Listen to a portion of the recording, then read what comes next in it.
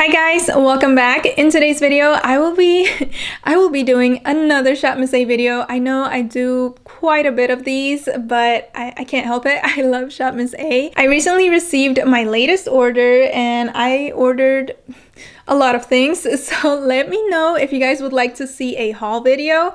But one of the items that I ordered was the AOA Studio Prowear foundation.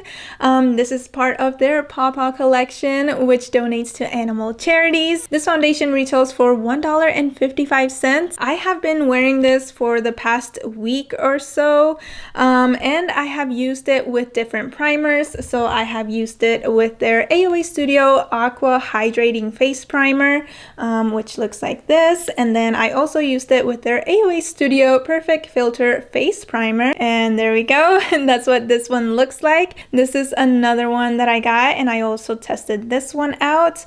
And then lastly, I used my e.l.f.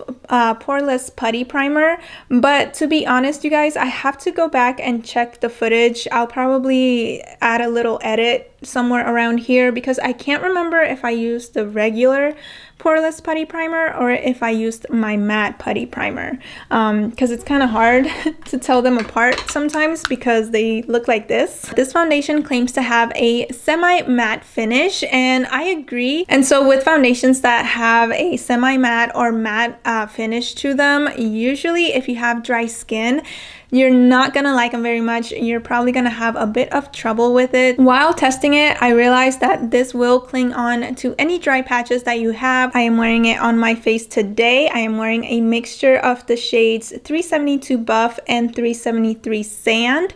So these mixed together make what I like to think is a pretty good shade for me. I also purchased all of the other shades. They have 5 light shades, 5 medium shades, and 5 dark shades. I did a swatch video on myself and then on my husband. My husband has a darker skin tone than me, so I figured that it would be helpful to do swatches on the different skin tones. So if you guys are interested to see that swatch video, I will be linking it down in the description box. This foundation is a bit different than their other foundation. They came out with this one a few months ago. This is their AOA Studio A+ Buildable Satin Foundation. And so the difference between these two is that this foundation has a thicker consistency to it, and it is more of a medium to full coverage foundation. So you're definitely going to get more coverage with this one than with this one. With that being said, since it is a thicker, or since it has a thicker consistency, it is going to show up on your face a little bit more. It's going to give you more of that makeup look is what I'm trying to say. With this one, I feel like you get more of a natural look. Your skin looks more skin-like versus this one. In my opinion, this foundation is pretty comfortable. It's not super lightweight where you forget that you're wearing makeup, but it's not like heavy feeling either. It's kind of like an in-between. When I did my review for this one, I was telling you guys that I thought that the shade range that they had was pretty good considering the price of the foundation. This one is $1.88 and you get 0.64 ounces. I forgot to tell you guys how many ounces you get. This one is actually cheaper, $1.55, and you get 1 full ounce. So yeah, I'm sorry I forgot to mention that earlier. But with what I was saying about the shade range, I felt like the shade range was pretty good considering how inexpensive this foundation was. But now that they came out with this one, I don't necessarily feel the same way anymore. I feel like they should expand their shade range before coming out with any more foundations. Hopefully they take that into consideration if they happen to watch this video. So moving on to my experience with the different primers. So let me go ahead and start off with the AOA Studio Aqua Hydrating Face Primer. This one is also very new to Shopmissa. This one came out right after this foundation, and I feel like these two are like the perfect match. This foundation goes on so nicely. It blends out perfectly if I'm wearing this primer.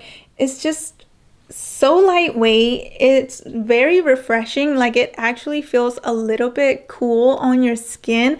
It just feels so nice. I was a bit worried about it though, because I don't usually use hydrating things on my face because I have oily combination skin. I have acne prone skin with texture. So usually I lean more towards the matte beauty products instead of the hydrating ones. But you guys, this I'm in love with this primer. It also helps your makeup look more skin-like instead of it just being like very matte. I feel like you still get that nice little glow to your face. It just helps make things look a bit more natural. If you have dry skin, maybe this primer will help out with the foundation clinging on to dry spots and things like that, because then your face will be very moisturized. But moving on to the next primer, the foundation did not perform very well with this one, and I personally do need to try this primer with different foundations to see how I like it. But with this particular foundation, it did not work out very well for me. I can't say if this is a good or a bad primer because I haven't tried it out with other foundations yet. But with this one, I feel like you could actually see my pores more. The foundation just didn't seem to like this primer very much. I felt like there was more creasing. The foundation itself looked heavier. It wasn't as easy to blend, so I didn't really like it. And then with the AOA Studio Perfect Filter Face Primer, this one worked very well with the foundation. It's not like this one, but the results with the foundation were very similar. I feel like it moisturizes my skin and it gets it ready for foundation, and it does have like a nice tacky feeling. I feel like when you have primers like this with that feeling, your foundation tends to just like, I don't know, it wears better. It like sticks to it in a way. I don't know, that sounds bad. But it's not in a bad way. It just lasts a bit longer. But yeah, this one is pretty good as well. So if you don't feel very comfortable trying this one out, you can try this one. I feel like the foundation still did pretty good with this primer. And then with the e.l.f. Putty Primer, the foundation is not going to blend out as well. It's basically gonna sit on your skin more. It actually felt heavier when I wore it with the e.l.f. primer. And then it will crease a little bit more. It's just not gonna look as nice. I feel like it's gonna give you a little bit more trouble. The day that I tried out this foundation with the e.l.f. primer, I was actually pretty confused and a little bit sad because, as a lot of you guys know if you watch my videos, the e.l.f. Putty Primer is my go-to primer. I love it. So when it didn't work out very well with this foundation, I was like, wow, if I had just bought the foundation and used it with the e.l.f. primer, I would have been like, no, I don't like the foundation because of this, and this. So I'm really glad I decided to purchase several primers this time around. And I'm also really glad that I decided to test out the foundation for at least a week before letting you guys know my final thoughts. Everybody's skin is different, but for me, I feel like this is a win. If I use it with these two primers, I'm good to go. But yeah, you guys, I think that is it for today's video. I really don't know what else I can say about the foundation. I don't know what's going on there, and I hadn't noticed it until now, so I'm really sorry if that's been bothering you. But alright, you guys, that is it for today's video. As always, thank you so much for watching. If you found it helpful, don't forget to give it a big thumbs up, subscribe if you haven't already, and I will see you guys in the next one. Bye!